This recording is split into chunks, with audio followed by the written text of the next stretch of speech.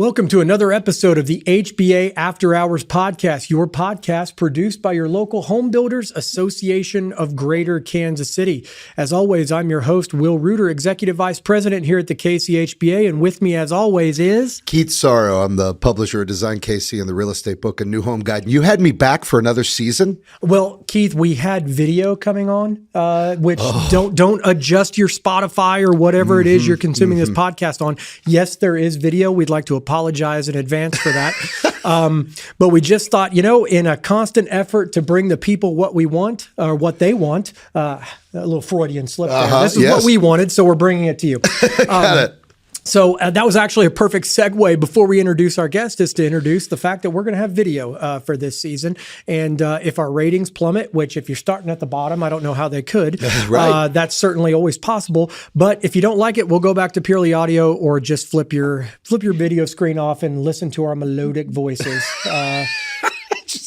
Soothe your earbuds as we talk about the topics that are of concern to the housing industry in Kansas City. We've got an awesome episode today. If you've got internet access in Kansas City, particularly the last few months of 2025, you will have heard of the Let Builders Build campaign. And with us as a guest today is Chris Sinclair from North Carolina, who is one of our partners in this entire endeavor. So, Chris, would you like to say hello to our audience? Hey guys, thanks for having me. I feel honored. Do I need to turn it down? Sorry. Is that better? Nope, you're good. Can you hear me? You're good. Sorry. I know this is your first visual show. I'm not helping much with the audio, so sorry about that. Must be the headphones that you guys have on. They're just props. Yeah, it's good to be here. Thanks for having me on. I do hail from Charlotte, North Carolina, and I'm just excited to talk about this today. I run a agency here in Charlotte and Raleigh, North Carolina, but we've worked with a number of associations around the country, and particularly in the real estate building industry. So it's sort of our forte, and we were excited to be part of Let Builders Build. Well, we're thrilled to have you here. Thrilled how our partnership has evolved over the last couple of years as we've been discussing these items. And I think, Chris, one of the most valuable pieces of information for our listeners is how did this come about? Why did this come about? Hopefully we can answer some of those questions for folks today. Taking a step back for a few years, I've been at the HBA for 7 years, and I feel like I just got airdropped into a battlefield. And there was just a 360-degree conflict going on. And that was the year before COVID, and then housing went bonkers during COVID. And you picked a good time to join. Yeah, that's right. Yeah. I thought, hey, 1 year in, global pandemic, that was a good run. I'll go figure something else out. But I got airdropped into this thing. And then as we came out of COVID, it seems like, housing was obviously a huge topic during the pandemic. You work from home, you're doing all of the stuff you had been doing all of the stuff you'd been doing out in society, but it was being done in your house. So housing was a huge issue for folks, and where you slept at night was an even bigger deal because you never left. You didn't just sleep there at night. You stayed there all day. Right. Seems like you never got out. And so what we saw coming out of the pandemic was housing remained top of mind for folks, but then we saw some of these regulatory and different other market factors continue to drive up the cost of housing. And it was an incredibly frustrating thing because it felt as though we were just the lone voice out in the wilderness saying, guys, the stuff that you're requiring with new construction, because we don't have enough housing, that seemed to us a very obvious universal truth. But our local regulatory bodies, state agencies, up to the federal government didn't seem to be operating with that sense of urgency. Or they're like, we want to do this. And so it's going to have an effect on housing. But, everybody's got a house. There's plenty of housing. Housing market's hot. You guys are fine. And we were just kind of beside ourselves that does the rest of the world not see what's going on? I mean, maybe we should just go ask them. It's called supply and demand. I don't know if people it seems like a new concept. We're going to do a little Econ 101 while we talk about Let Builders Build as well. But Chris, we brought you on relatively early on in the process, just because you have a track record of successfully communicating these very difficult and inefficient topics to a broader audience. So, kind of talk a little bit with us about how the onset of our engagement happened from your perspective, because you were not in Kansas City and experiencing the dialogue that was going on. What were some of the things that you noticed early on in our engagement? Well, I noticed about the time that we came on board, the Kansas City Chiefs decided to kind of go down. Oh, why do you have to say that? I'm a Cowboys fan. That's why you had to say that. I have no room to talk, but no, in all seriousness, I think that, our experience in this space dealing with all things housing and real estate development, I spent 25 years of my career in some form or fashion advocating, communicating, working with folks who really have to figure out a way to get a house built or a house sold, to develop a neighborhood, to build something, to build a building. What does that all entail? And I don't think that the average person really stops and thinks about what happens from the time someone decides to build something, whether it's a house or some sort of, could be apartments, could be whatever, that there's a process they have to go through.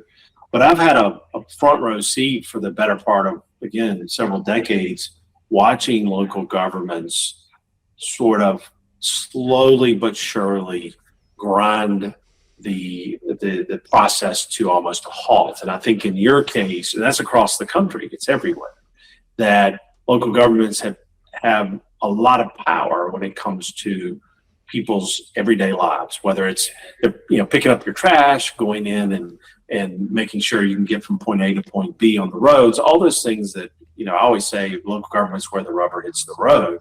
And it's really what controls your ability to find a home, live in a home. They are the ultimate regulators. And because it's local and because it's low profile, I think over time they've just slowly but surely kind of screwed the pooch when it comes to regulations and housing. And they don't really, it's not, I don't think that they don't care. It's that they thought it wouldn't hurt.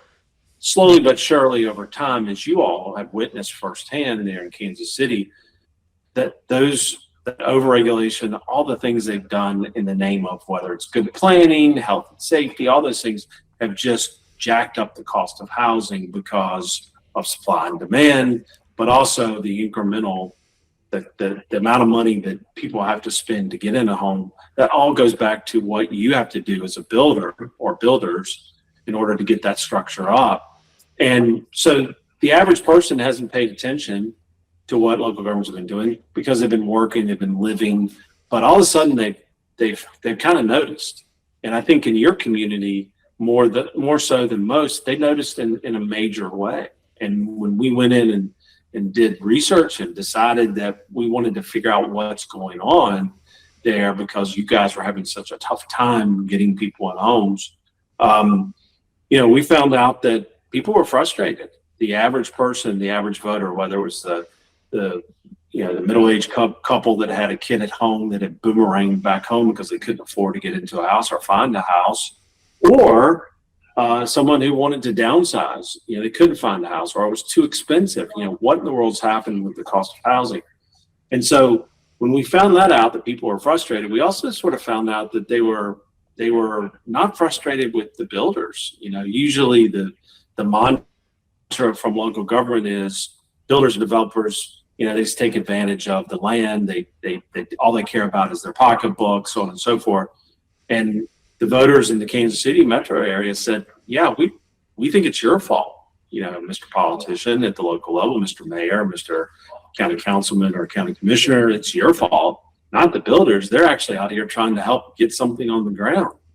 And so when we discovered that, we said, oh, okay, people are frustrated they can't find a home. The young person is frustrated, the parents of the young person. How do we get that message out? How do we sort of blow that up to where other people that aren't paying attention to the machinations or the the public hearings that go on with everything that you have to pay attention to. How do we sort of raise that? How do we get that out? And that's when we developed the concept in concert with you, Will, and your team and your members, that you all are safe to go out and say, we got a problem here. There's too much regulation, there's too much red tape, and we need to build some more houses. And so we launched the Let Builders Build.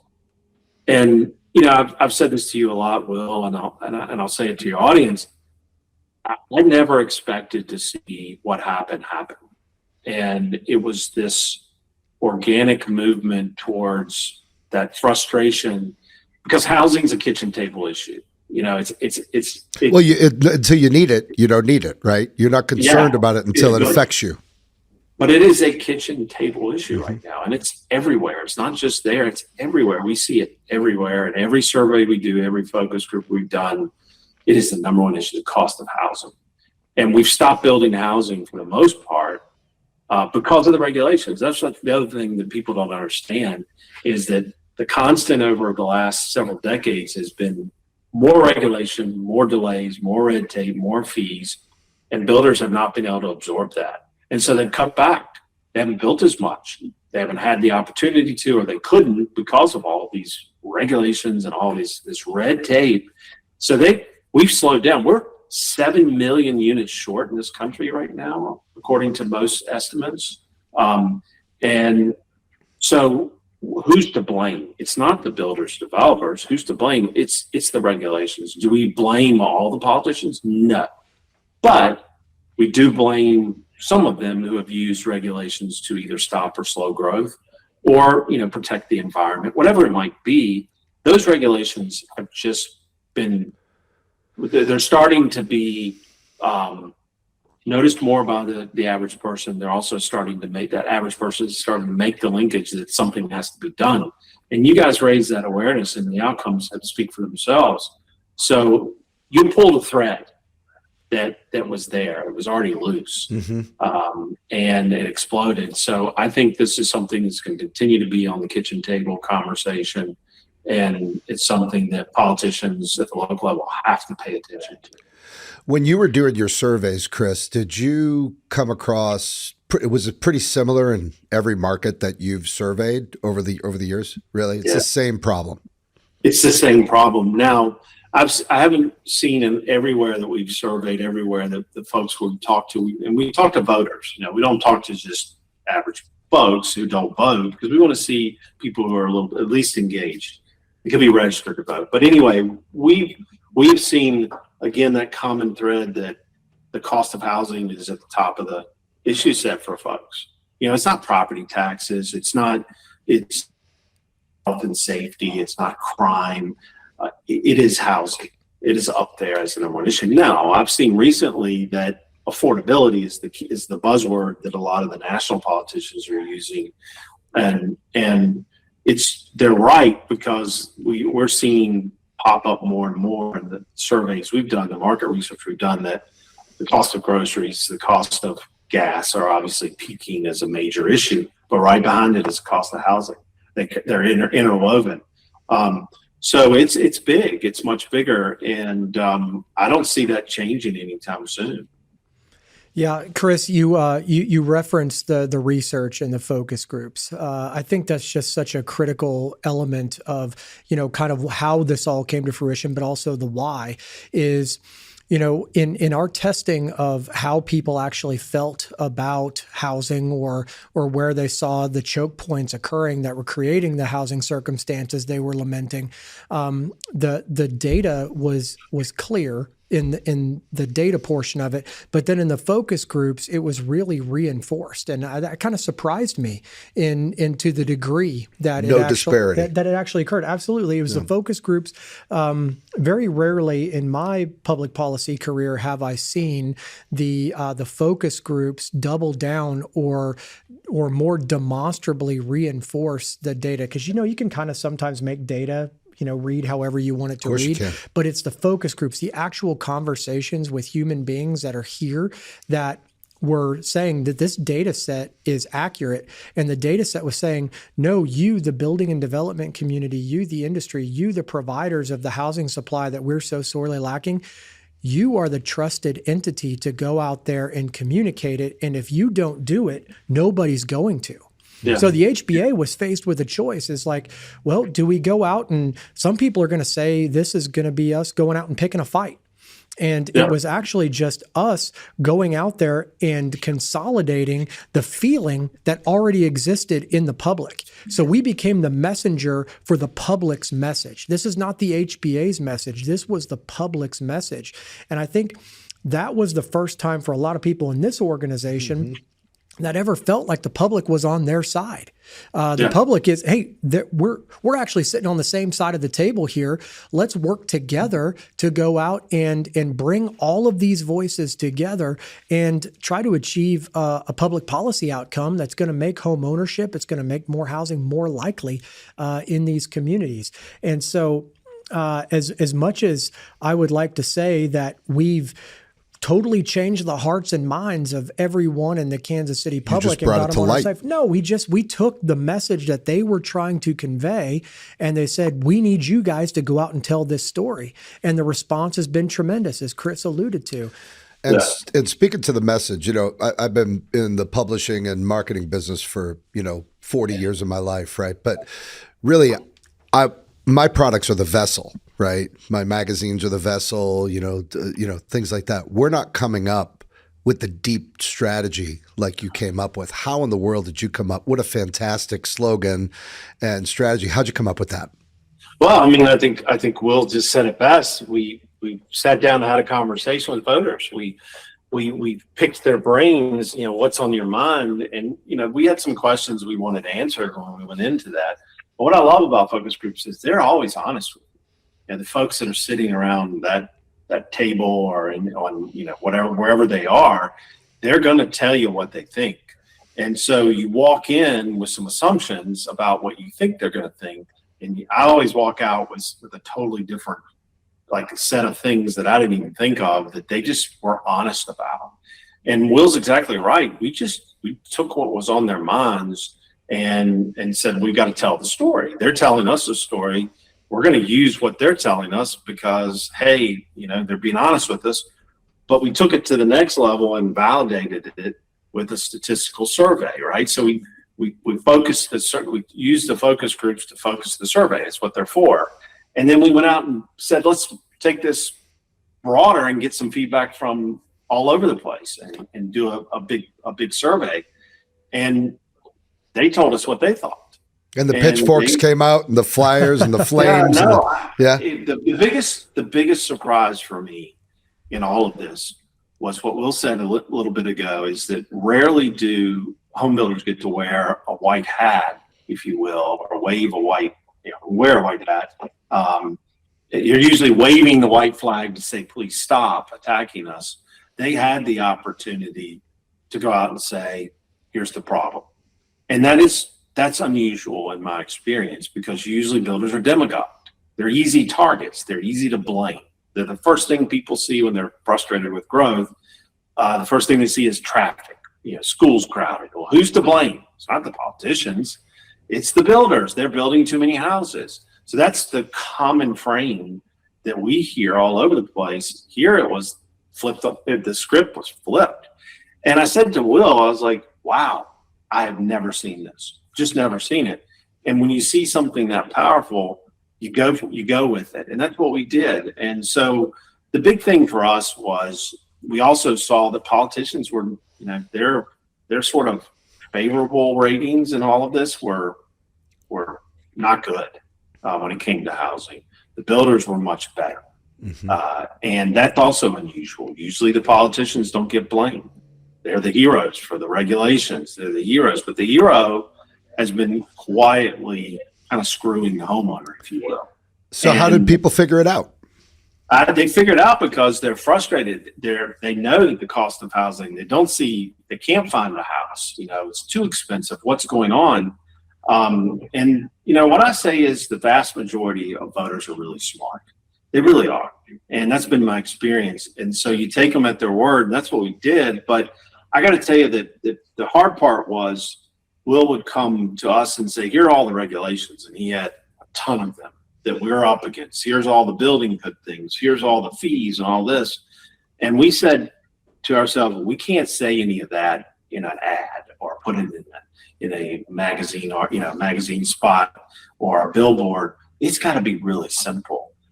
So we just said red tape and regulations, which the average person gets. There's too much, and it needs to be cut, and builders need to be able to build. And so we just followed what we learned from the people in the community, and we blew that up.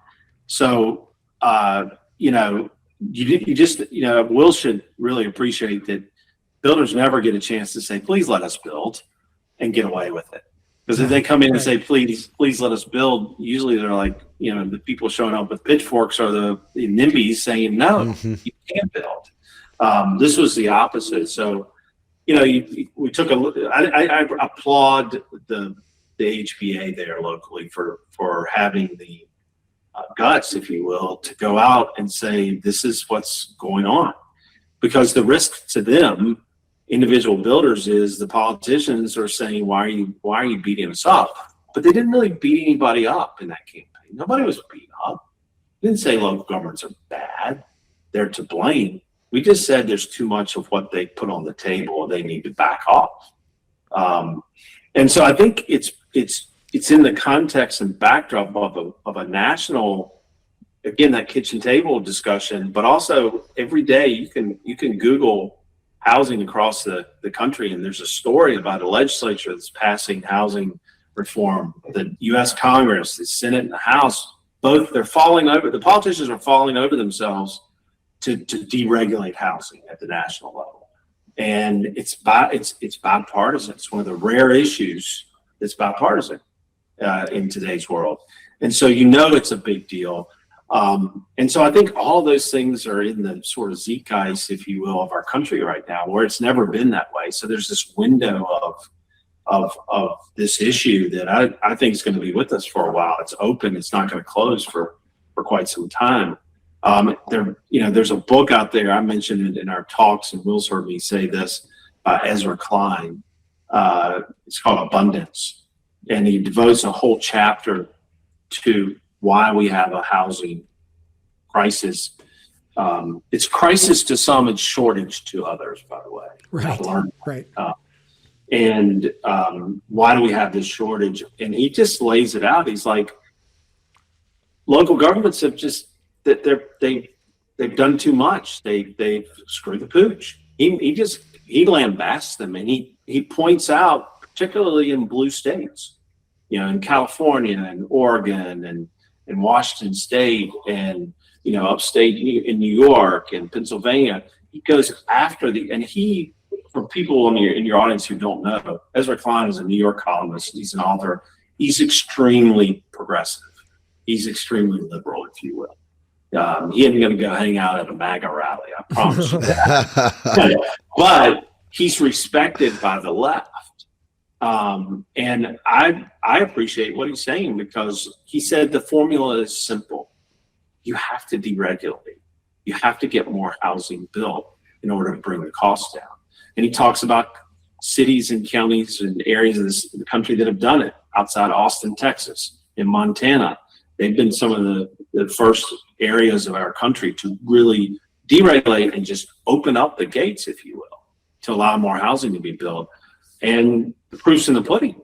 You can find a decent house outside of Austin, Texas for $300,000-$400,000, and that's attainable. That's affordable for a lot of folks. But go to California, you can't find a $300,000 house. No. Good luck. It might give you 2 square feet, a bathroom, and a small room, but it's really bad. But here's what's interesting. I was on the phone today with somebody in LA, and they're really close to this issue. And they were saying that there's been a lot of stuff happening in California to deregulate, to at the local level, to make housing more abundant, if you will, and more attainable. So it's really, they're starting to churn. So, it's really, to me, it's fascinating to see this happen, because I've been saying all along to local governments in my work, this is going to kill you. I've said it for my entire career. You cannot do this.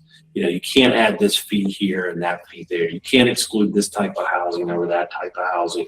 You can't put in rent control. You can't do all this. It's going to really hurt the end user. Politicians didn't want to believe it. And if I could see them all again today, I'd say, do you believe me now? Yep. And if you still don't, you better pay attention, because the voters are coming for you. And they're not coming for the building development community. They're coming for you. And good luck, because they're going to run you out of town, and they're going to elect people that actually say, how do we come up with common sense regulations to protect our neighborhoods, but also get more housing built? Right. And there's a path out there. It's an absolute path for this. Absolutely. I mean, this is the quintessential example of death by a thousand cuts, right? It's not one policy that was adopted yesterday that created today's housing environment. It's an aggregation of things over decades. That's right. And so I think some things might have even been created to try to fix the other thing and create a worse then problem. Made it worse. Yeah. Absolutely. That happens all the time.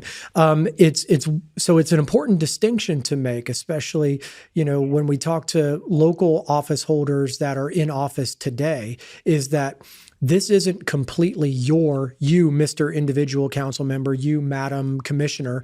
This isn't your fault, but it is incumbent on you in your position to start improving it, to start making it better.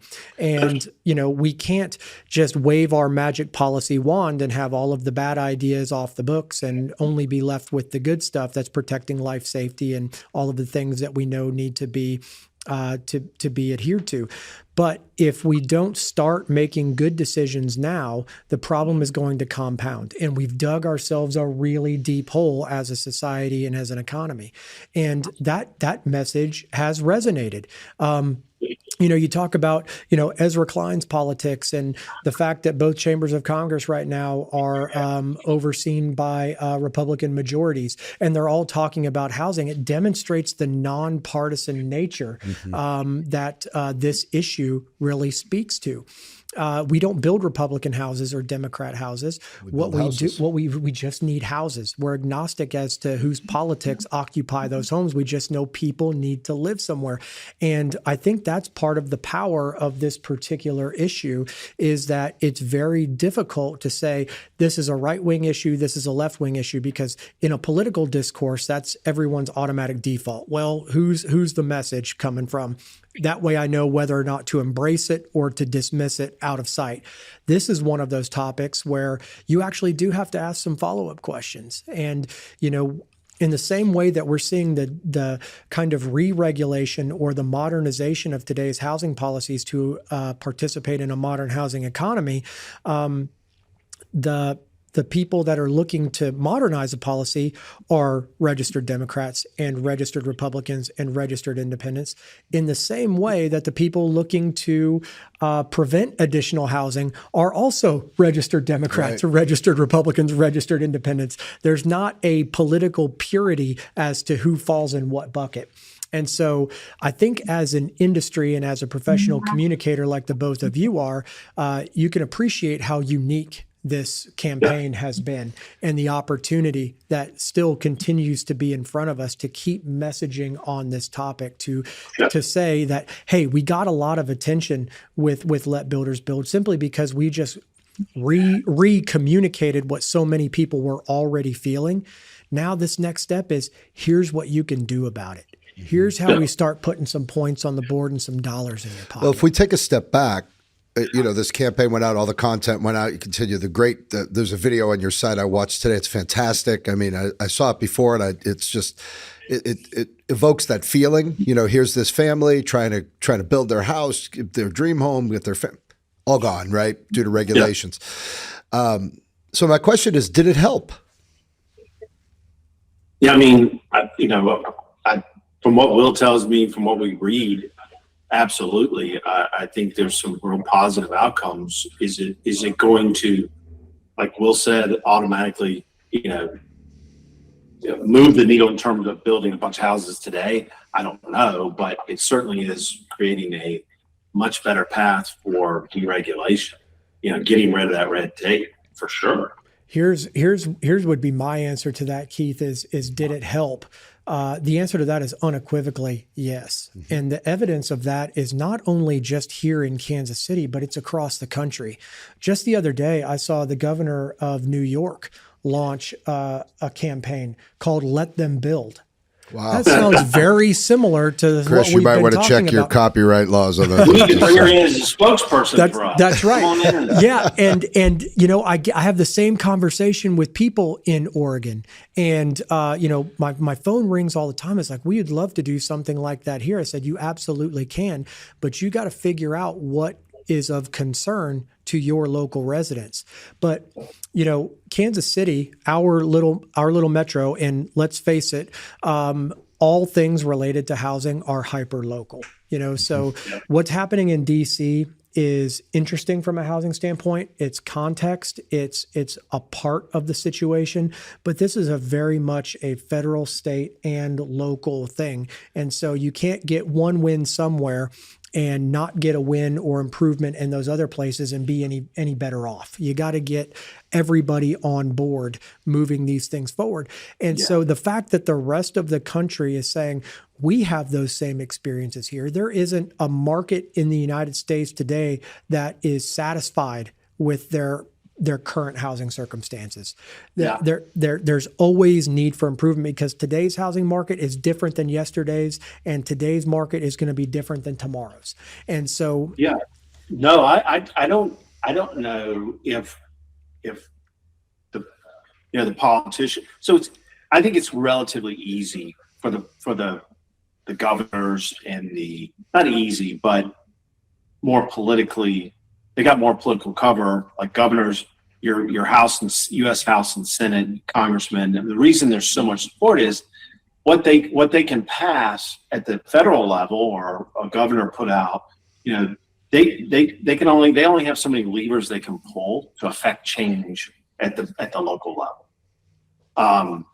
And so it's a good thing for them to do. They see the problem, they understand it, and they can go past something that says, we're going to require this, this, and this, but it doesn't really affect them politically as much because they're not sitting in council chambers. They're not sitting in town hall meetings where, you got angry residents that don't like all the traffic on their road or their kids are in crowded schools. They don't have to deal with that, right? But the politicians that do have to deal with it, it gets a little harder for them. And traditionally, it has been harder for them because they see their neighbors down the road and they're like, why'd you let that housing development come in? I hate that thing. The houses look cheap, blah, blah, blah, blah. And I don't like it. Stop it.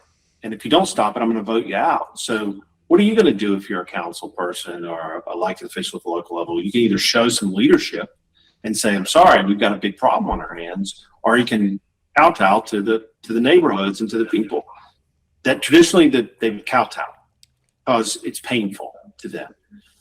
So you have the silent majorities we talk about a lot that doesn't come say, why aren't you building more houses? They're going to start doing that is my point. And it's happening all over. But I go back to this is not going to significantly alter until the city councils, the mayors, all the local politicians decide they're going to do something. And it's simple in my mind, in many ways. One of the biggest problems that you all face in the industry, and quite frankly, anyone that's building anything, anywhere, are delays. Yeah. And you know them, your members know them, you hear about them. I'd hate to be a developer of a data center right now, going into a county, talk about delays. That might be a saving grace for builders. They might not have to have as much attention on them, but the delays that you have to go through that they put on you, whether it's for staffing or whatever, a lot of times those delays are purposeful. They don't want to deal with it. They don't want it. They think they can run the clock out, right? I'll give you an example of the worst case. In California, from the time you put something in to build, a plan to build something, a house, a home, a subdivision, whatever, the day you move that dirt is on average a 10-year process. Think about that, 10 years. In Portland, Oregon, it's 7 years.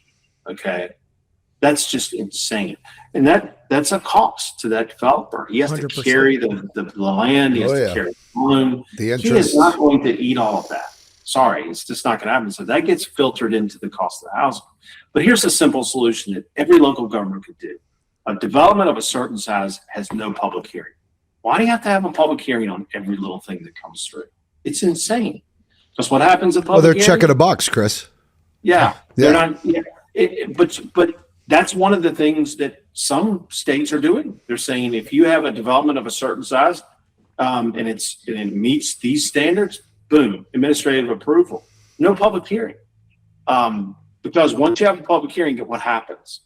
People get mad. They come out. What does a city councilman do or a city councilwoman? What do they do? Fold. Let's put that into a committee. We have to go nitpick this to death.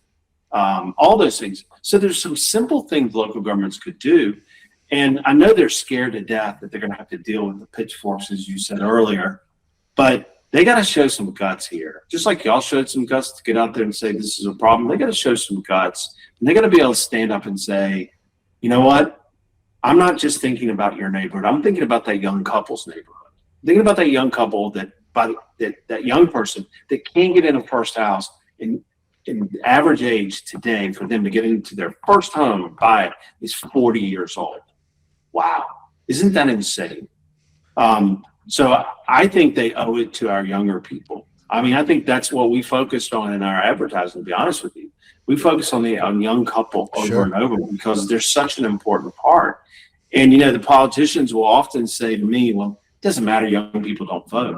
They're going to vote on this. They're going to vote on this because it's a pocketbook issue. So they need to pay attention. But that's who we need to be thinking about. And stop being so selfish. As a country, we used to be really good about young people getting into homes. What did we do after World War II? We passed major legislation. California was the leader in this, and they said, we're going to create these massive neighborhoods for our GIs coming home fighting in World War II, and we're going to blow this country up. And what did it do? It blew us up in a good way, meaning that we created what we call now the American dream. The American dream of home ownership really came to fore after World War II. Well, now it's a nightmare for a lot of people. We need to get back into that thinking. How do we create more communities that people love, they can be a part of, and how do we get them built fast and furious? And I'm not saying ignore rules and regulations. It's not what I'm saying. I'm a planner by trade. I got my master's degree in urban regional planning. I understand the need for good planning. I understand balancing between the health and the environment and health and safety and property rights as well. That's an important thing. And so I understand all of that. We can do it all. We can do both. And I think there are local governments that are waking up and doing it. I think your community is leading it because they woke up and said, well, we went too far and we want to work with you to come back to a more common sense approach. We got to get some houses built. So I applaud the local officials who are acting. Did it take a little bit of an uncomfortable message that they had to listen to and see on a daily basis? Because we put a billboard outside of council chambers that said, cut the red tape, let builders build, local governments need to do more. Maybe that helped a little bit. I hope it did. But sometimes you got to pinch them a little bit. And they got pinched. And they don't like being pinched. I don't blame them. Nobody likes to be squeezed or pinched. But that's what you did in a very logical, cohesive, and practical way. And it resonated. And I hope it happens all over the country because we got to do something. Yep. Extremely well done. Yep. Well, thanks for that, Keith. And, what this did was it just showed that, the old political reward for a local politician when it came to housing was no. And what the campaign has done is said, actually, the political reward is actually a yes. And on top of a political reward, your community is going to be rewarded. And both people, first-time homebuyers and last-time homebuyers are going to be rewarded because they're going to have options. And it's going to create a healthier community with a broadening tax base and all the good things you want happening in a community. So this just brought a voice to people that couldn't quite articulate why they were so frustrated by it. And It has been incredibly rewarding and something that we've got to continue to do. Got to continue to bang the drum. Well, Yeah. Here's the other part of this that's starting to happen in key areas of the state, and I mean of the country. It's probably happening in your area too. Is that the C-suite, if you will, of the big companies, the CEOs, particularly in moderately to high growth states, they're standing up and saying, they're perking up and saying, our biggest concern is housing, the availability of good housing, because we can't move to an area if there's not enough. We can't bring a business in if you're already struggling to get your own residents today into homes, whether it's first-time home buyers, middle, or execs or whatever. You don't have enough.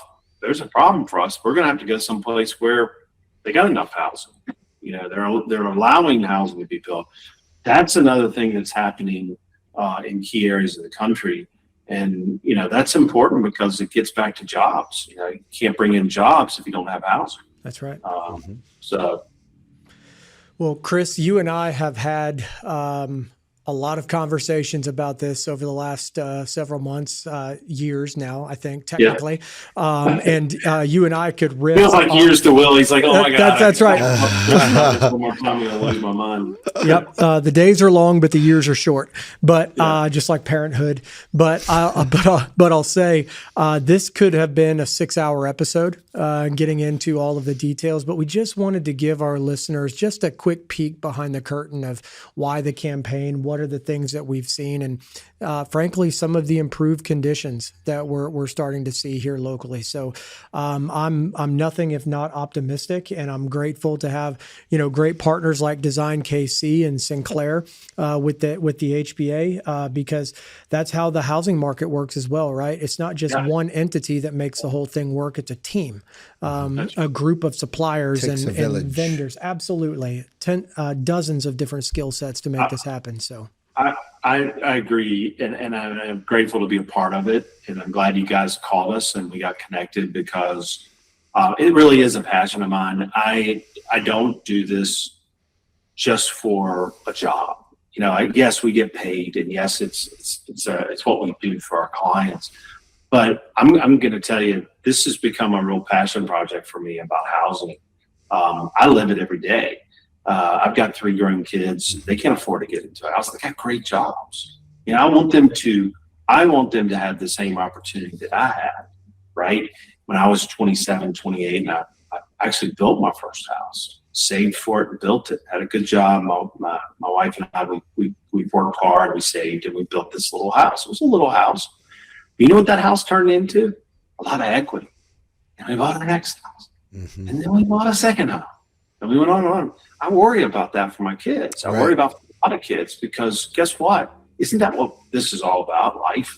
And being able to build that generational wealth. If we don't have enough homes to do that, what else is there to build it with? You tell me. Right. Bitcoin? Right. Maybe some Bitcoin. I don't know. We'll see. It's going down, right?